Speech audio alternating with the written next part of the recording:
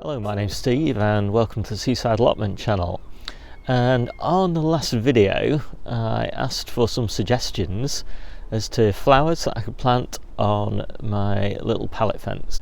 And there's the little fence, and it's got these little planting pockets just made out of folded black plastic.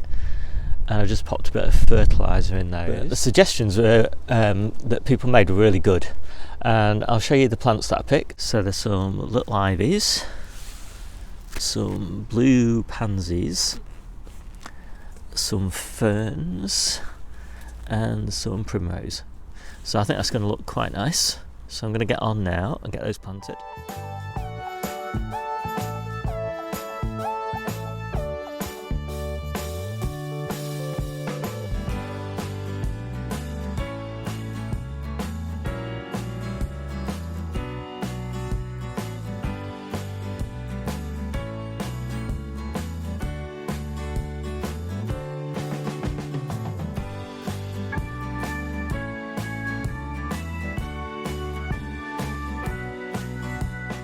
I'm really pleased with the results of that, so I'll just show you that now. So that really makes a difference. I've got the alpines on the top, a few shade loving plants in these planting pockets.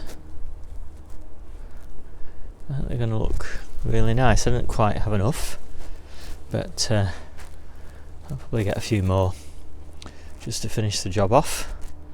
Yeah, really pleased. It looks really nice and cheerful down there. And this border in the ground is also full of bulbs of all sorts of different types, and so that's all springing to life as well.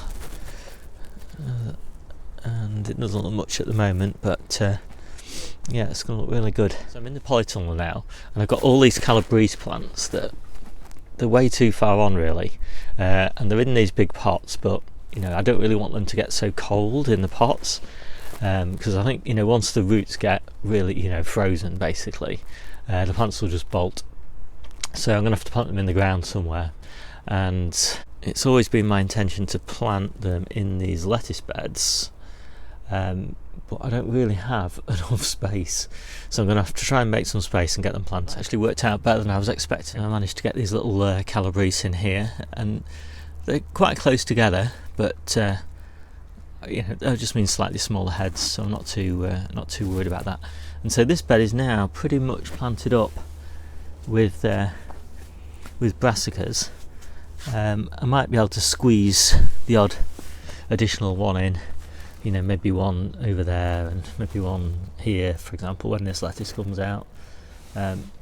But I haven't actually got any at the moment that are desperate for planting. Maybe another one there, for example, and then I'll have to move out onto this bed here.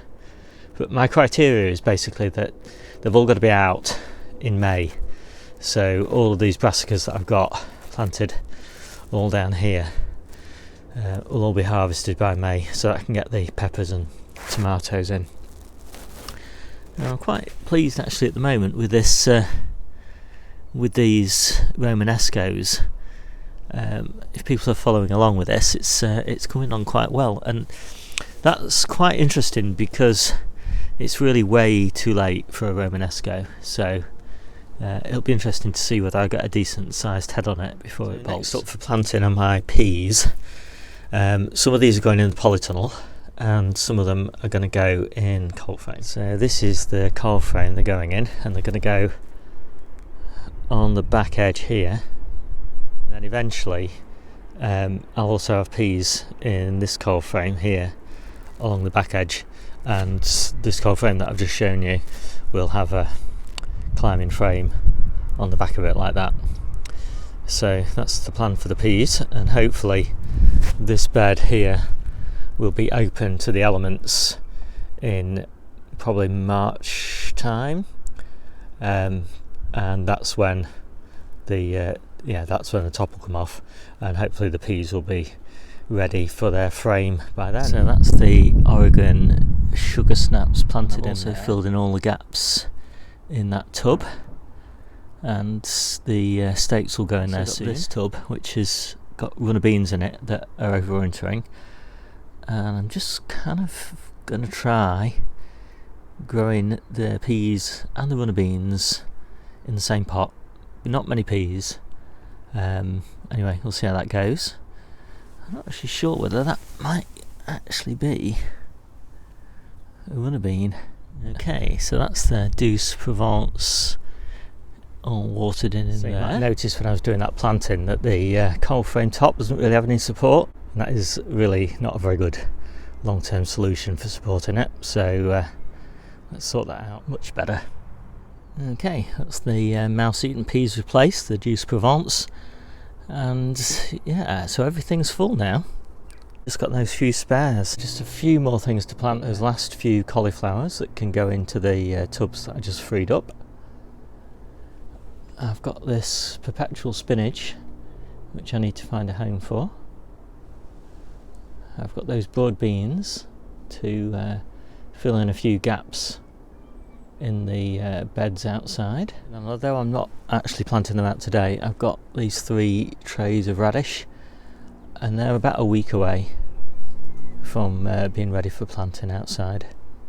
So they've grown on nicely. So these are the cauliflowers, and they look pretty sick, don't they? They do not look good. But we'll see if we can tidy them up. And those are the pots that are going in. And then they are potted up. Still not looking great, are they? But we'll see how they go. It's quite nice though that from a single sowing, these are all likely to mature now at fairly different times, which are much further on. I was just checking in on the spinach that I planted last week. It's all taken really well, and I'm seeing some new leaf growth on it, which is really pleasing. But it's also interesting to contrast this bed planted in January from a sowing in December with this bed, which I think was sown in September and planted in October. And although there's some leaf damage on these are all nice strong rooted plants that will shoot into life in February and March. So anyway, yeah, it's all looking pretty good. And somebody asked me for a panoramic view of the plot. That polytunnel there isn't mine. Mini greenhouse, big coal frames, and I think that's it. So that's it for today. I do like to try and get maybe an hour's work done on the allotment 2 or 3 times a week at this time of year.